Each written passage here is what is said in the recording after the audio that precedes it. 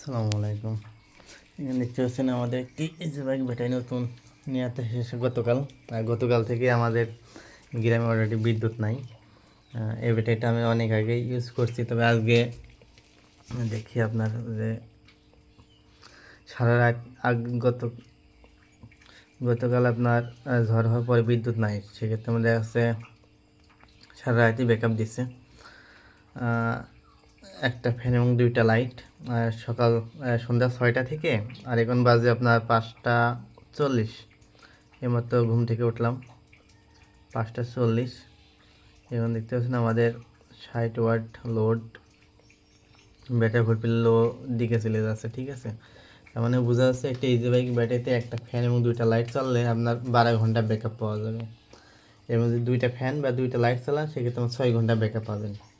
এটা আপনার battery backup পাবেন।